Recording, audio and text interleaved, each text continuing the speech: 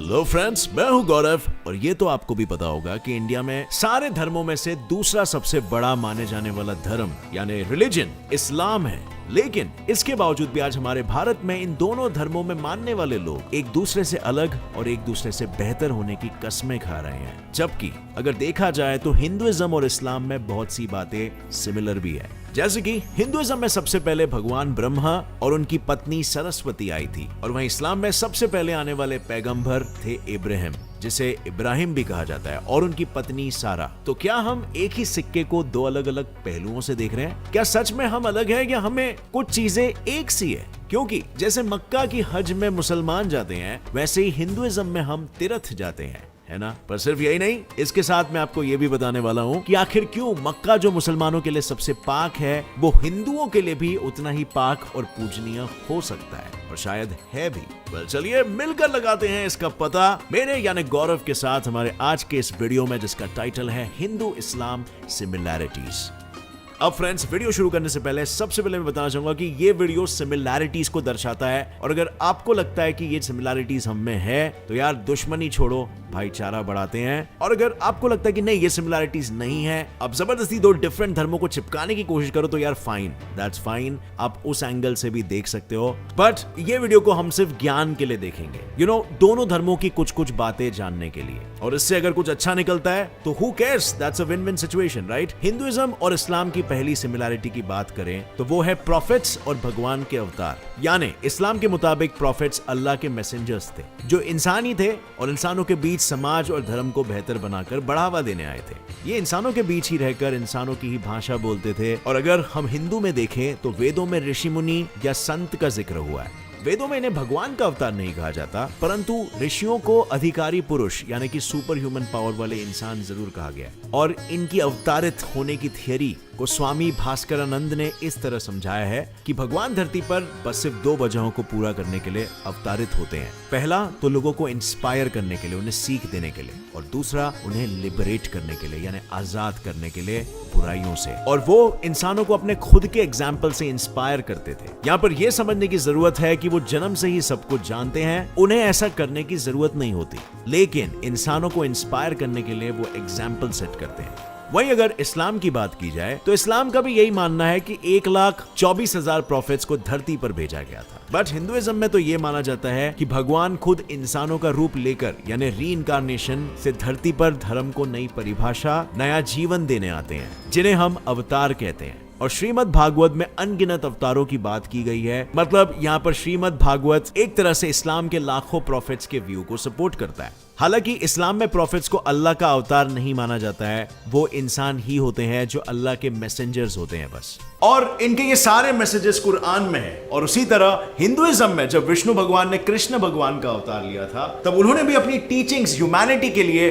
भगवत गीता में लिखवाया। लेकिन इन दोनों धार्मिक ग्रंथों से इंफॉर्मेशन निकालना, लर्निंग्स और मैसेजेस निकालना हम सभी आज के मॉडर्न जमाने के लोगों के लिए बहुत ही टाइम कंज्यूमिंग प्रोसेस है, और ऐसे में 1 महीना तक लग सकता है। बट इतना समय लगाने की क्या जरूरत है जब आप यही बुक्स कुकू एफएम में सुन सकते हो। यस, कुकू एफएम में भगवत गीता ऑडियो फॉर्मेट पे अवेलेबल है। यही नहीं, अगर आपकी क्यूरियोसिटी और ज्ञान की प्यास यहाँ पे भी नहीं बुझती है तो यहाँ पर वैरायटी ऑफ जॉनरास है। जैसे for example self help, motivation, finance, literature, career, leadership, business and even academics like history and geography, ये सब आपको यहाँ पर ऑडियो फॉर्मेट में मिल सकता है। अब फ्रेंड्स, क्योंकि आप गेट्स इट फ्लाई चैनल्स के व्यूअर हो, तो मुझे नहीं लगता कि आपको बताने की जरूरत है कि नॉलेज की वैल्यू क्या होती है। और इसीलिए यहाँ पर टीम गेट्स इट फ्लाई ने मिलकर टीम कुकू एफएम के साथ एक बहुत ही इंटरेस्टिंग ऑफर आपके लिए लाया है। इस दिवाली कुकू एफएम का ईयरली सब्सक्रिप्शन आपको सिर्फ 199 रुपीज में मिलेगा। जस्ट इमेजिन, 199 रुपीज का तो यार पिज्जा भी नहीं आता है। उतने में आप पूरे साल भर कितना नॉलेज ग्रहण कर सकते हो, एंड एज अ रिजल्ट अपनी लाइफ को और ज्यादा हैप्पी और सक्सेसफुल भी बना सकते हो। So click on the link in the description and use the coupon code Diwali50 to avail this 50% off, और इस दिवाली ज्ञान का दिया जलाना मत भूलना। So अब coming back to the topic, पर फ्रेंड्स अब अगर इन दोनों ही धर्मों की मान्यताओं की बात करें तो हिंदुइज्म में भगवान को आप दो कॉन्सेप्ट से समझ सकते हो, जिसमें एक है सगुण ब्रह्मन और दूसरे पर है निर्गुण ब्रह्मन। और भगवान को पाने के लिए एक इंसान को पहले सगुण ब्रह्मन यानी अपने अंदर भगवान की एक छवि बनानी होती है, और फिर सगुण ब्रह्मन यानी इस छवि पर अपने मन को एकाग्र करके ध्यान लगाने से निर्गुण ब्रह्मन यानी कि हिंदुइज्म के मुताबिक भगवान की प्राप्ति हो जाएगी। और सगुण निर्गुण ब्रह्मन के इन्हीं कॉन्सेप्ट से आइडल वर्शिप का जन्म हुआ है, यानी असल भगवान को पूजने के बजाय उनकी मूर्त और उनकी तस्वीर को पूजना, जिससे आप रियल भगवान को हासिल कर सकते हो। हालांकि इस तरीके को पहले सिर्फ ध्यान लगाने के एक तरीके के रूप में इस्तेमाल किया जाता था, लेकिन समय के साथ ये कॉमन प्रैक्टिस बन गया, जिसे हिंदुइज्म का कोर मान लिया गया है। यही नहीं, भगवत गीता में कृष्ण भगवान ने अर्जुन से कहा था कि उन्हीं से सारी दुनिया की हर चीज बनी है, हम इंसान भी। और यही बात आपको कुरान के अर-रुम्ह 30 के मुताबिक जानने मिलेगी, जिसमें यह साफ साफ लिखा हुआ है कि he has created all people, यानी इंसानों को अल्लाह ने बनाया। और कुरान में आपको सगुण ब्रह्मन और निर्गुण ब्रह्मन का भी एग्जाम्पल मिल जाएगा, मतलब सभी को बनाने वाले अल्लाह के बारे में अल-अनहाम 103 में यह लिखा हुआ है कि इंसान को बनाने वाला अल्लाह किसी की नजर में नहीं आते, लेकिन उनकी निगाह में सब आते हैं। वो सबसे परे हैं और वो हर जर्रे में है, यानी हर जर्रे में रहने वाले अल्लाह इंसानों के अंदर भी है, जिसका मतलब है कि एक सगुण ब्रह्मन इंसानों में भी है। और इसके साथ ही यहाँ उनको सब नजर आता है, ये कहकर अल्लाह ने निर्गुण ब्रह्मन होने की भी बात की है। हालांकि हिंदुइज्म की तरह इस्लाम में अल्लाह की छवि बनाना और किसी तस्वीर और किसी मूर्त को पूजना बिल्कुल मना है। और सिर्फ यही नहीं, वेदांता में मेडिटेशन के 3 स्टेजेस है, धारण, ध्यान और समाधि। और वहीं कुरान में भी सच के रियलाइजेशन के 3 स्टेजेस है, ऐनल यकीन, इल्मुल यकीन और हकुल यकीन। अब हिंदुइज्म हो या इस्लाम, दोनों में ही भगवान के साथ एक होने के लिए भगवान का नाम लिया जाता है। हिंदुइज्म में इसे जप और इस्लाम में इसे जिक्र कहा जाता है। कुरान के मुताबिक जिक्र 2 तरीके के होते हैं, जहरी जो आप जोर जोर से बोलकर करते हो, और खाफी जिसमें आप धीमी आवाज में बोलते हो। लेकिन सूफिज्म में जिक्र का तीसरा तरीका भी होता है, जिसे सुल्तान उल अस्कर कहते हैं। इसमें अल्लाह का नाम जुबान से बोलने की जरूरत नहीं होती, आप दिल में अल्लाह का नाम लेते हो। वहीं हमारे हिंदुइज्म में जप को 3 तरीकों से किया जाता है। इसमें सबसे पहले आता है वाचिका जप, जिसमें आप जोर जोर से भगवान के नाम को याद करते हो। दूसरा है अपमशु जप, जिसमें आप होठों से भगवान का नाम कुछ इस तरीके से लेते हो कि सिर्फ बोलने वाले को यानी आपको सुनाई दे। और तीसरा तरीका है मानसा जप, जिसमें आप बिना जुबान और होठों को हिलाए अपने मन में भगवान का नाम लेते हो। अब इन तीनों ही तरीकों में से मानसा जप अपमशु जप से बढ़कर और अपमशु जप को वाचिका जप से बढ़कर माना जाता है। अब फ्रेंड्स, क्या आपको याद है मैंने आपको वीडियो की शुरुआत में कहा था मक्का सिर्फ मुसलमानों और इस्लाम में यकीन करने वालों के लिए नहीं बल्कि हिंदुओं के लिए भी एक पवित्र जगह है। और इसकी कहानी कुछ ऐसे है कि मक्का, जहां पर इस्लाम को मानने वाले हज पर जाते हैं, वहां एंशियंट वैदिक स्क्रिप्चर हरिहरेश्वर महात्म्या ने यह कहा है कि एकम पादम गाययांतु मक्कायांतु द्वितीयाकम तृतीयम स्थापितम दिव्यम मुक्त्याय शुक्लास्य सनिधाऊ, यानी भगवान विष्णु के पैरों का निशान 3 जगह पे पड़े थे, जिनमें से एक था गया, दूसरा था शुक्ल तीर्थ और तीसरा और आखिरी था मक्का।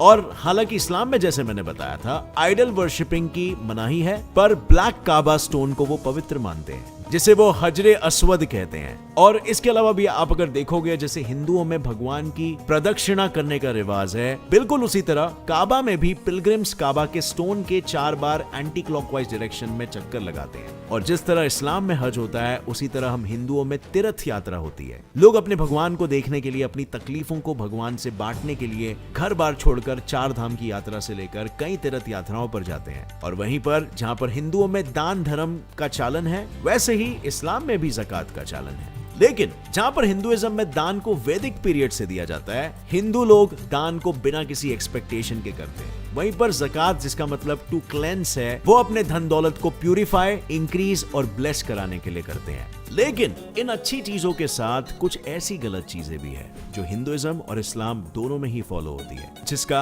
एक बड़ा एग्जाम्पल है पेट्रियार्ची, यानी घर से लेकर समाज तक हर जगह सिर्फ आदमियों को ही आगे रखा जाता है। लेकिन समाज का ये दोगलापन हमेशा से नहीं चला आ रहा है। इस्लाम में औरतों को बहुत ही रिस्पेक्ट दी जाती है और कुरान में माओं को सबसे ज्यादा रिस्पेक्ट देने की बात भी कही गई है। इनफैक्ट आपको ये जानकर हैरानी होगी कि इस्लाम ऐसा पहला धर्म है जो औरतों को समाज में बराबर का दर्जा देता है। इनफैक्ट अगर मुस्लिम फिगर्स में हम खादीजा की बात करें, जो मोहम्मद पैगंबर की पत्नी थी, वो खुद एक बहुत ही स्ट्रॉन्ग और असर्टिव बिजनेस वुमन थी। यानी आज इस्लाम में औरतों को जुम्मा में बोलने ना देने से लेकर इमाम सिर्फ मर्दों को बनाने तक, नमाज पढ़ते वक्त मर्दों के पीछे बैठने से लेकर हर जगह औरतों को मर्दों के पीछे ही बिठाने तक का रिवाज आज के समाज में बनाया गया है, जो कुरान की असली बातों की जगह पे अपने फायदे के लिए कुरान में लिखी बातों का मतलब बदल देते हैं। अब आज के जमाने से कंपेयर नहीं कर सकते हो। उस जमाने में फिजिकल स्ट्रेंथ और मैस्कुलिन कैरेक्टरिस्टिक्स का ज्यादा रोल होता था और आज के जमाने में दिमाग का ज्यादा रोल है, simply because we are surrounded in a corporate culture. So उस जमाने में Islam was one of the religions जो फीमेल्स को लेकर भी लिबरलाइजेशन स्टार्ट करने लगा। और अब अगर हम हिंदुइज्म में पेट्रियार्की की बात करें तो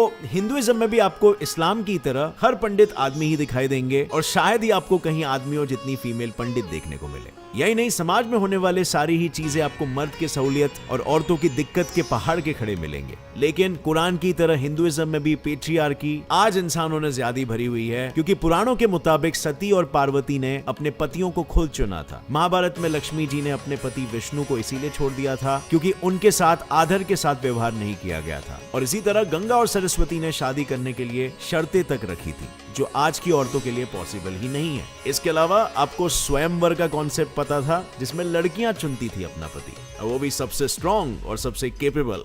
अब फ्रेंड्स, वंस अगेन हिंदुइज्म में भी आपको काफी सारे एपिसोड्स मिलेंगे जहां पर आपको पेट्रियार्की दिखाई देगी पुराने काल में। But then once again, come on man, humans का डेवलपमेंट ही ऐसे हुआ है कि पहले पेट्रियार्की एग्जिस्ट करती थी काफी हद तक, और रिलीजियंस ने कई हद तक उसे लिबरलाइज करने की कोशिश की, या फिर उस जमाने के पुराने विचारों में जितना बेस्ट हो सके वो डेवलपमेंट्स लाने की कोशिश की। बट इसका मतलब ये नहीं है कि आज जो डेवलपमेंट्स हो रहे हैं वो पहले से कम या ज्यादा थे। आज हम जो डेवलपमेंट्स कर रहे हैं वो आज की सोच के हिसाब से कर रहे हैं, उस समय जो हम डेवलपमेंट कर रहे थे उस समय की सोच के हिसाब से कर रहे थे। अब मेरा पर्सनल ओपिनियन अगर आप जानना चाहते हो तो आप ऑलरेडी जानते हो कि मैं किसी भी रिलीजन में एज इन भगवान की कही हुई बात नहीं मानता। मैं समझता हूँ कि रिलीजन को इंसानों ने ही बनाया है और इंसानियत की भलाई के लिए, और उसमें कुछ उनके डेवलपमेंट्स ने इंसानों का भला किया और कुछ ने नुकसान भी। बट यार, यही तो इंसान होना है। मतलब अगर हम अपनी गलतियों से नहीं सीखेंगे तो फिर हम आगे कैसे बढ़ेंगे? और गलतियां करना छोटा होना नहीं हो जाता है, बल्कि it is a sense of pride कि इंसानियत कोशिश कर रही है आगे बढ़ने की, और वो कोशिश हमें आज दिखाई दे रही है। हम उस जमाने से लेके आज तक कितने एडवांस हो चुके हैं। And please don't give me that कि उस जमाने में लोग ज्यादा खुश थे, आज लोग ज्यादा दुखी है।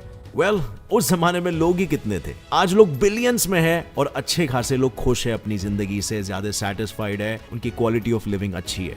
डेफिनेटली कुछ प्रॉब्लम्स है आज जिससे हम जूझ रहे हैं, बट वो प्रॉब्लम्स उस जमाने में भी हुआ करती थी। So let's not demoralize ourselves बोल के कि यार हम तो नर्क में आ गए, हालात बद से बदतर हो गई है वगैरह वगैरह। Anyway friends, coming back to the topic, अब मैं आपको बताने वाला हूं उस दर्दनाक सिमिलैरिटी के बारे में जो हिंदुइज्म और इस्लाम में पुरातन काल से चली आ रही है, यानी एनिमल सैक्रिफाइस की। तो हिंदुओं में बलि देने का कॉन्सेप्ट पुरातन काल से ही चला आ रहा है, जिसे आज भी भारत के कई बड़े छोटे राज्यों में जैसे राजस्थान, महाराष्ट्र, असम, वेस्ट बंगाल, आंध्र प्रदेश और कर्नाटका वगैरह में लोग मानते हैं। इसमें पिजन, चिकन, मेल बफलो, गोट एटसेट्रा की बलि चढ़ा दी जाती है। महाभारत में दर्ज अश्वमेधा एक ऐसी रिचुअल थी जिसमें इंसान घोड़ों की बलि चढ़ाया करता था। वहीं अगर हम बात करें एक इस्लामिक कंट्री जैसे पाकिस्तान की, तो ईद में वहां पर 1 करोड़ जानवरों की बलि चढ़ा दी जाती है। और मुसलमानों में बकरी से लेकर गाय और ऊंट की शुरुआत इब्राहिम यानी इस्लाम के सबसे पहले पैगंबर ने अपने बेटे को कुर्बानी से बचाने के लिए की थी, जिसकी नकल करते हुए आज हर मुसलमान ईद में जानवरों की कुर्बानी देते आ रहा है। और इस बलि के 3 हिस्से होते हैं, जिनमें से पहला सैक्रिफाइस देने वाला परिवार अपने खाने के लिए रखता है, दूसरा फ्रेंड्स और रिश्तेदारों को देता है, और तीसरा गरीब मुसलमानों को। लेकिन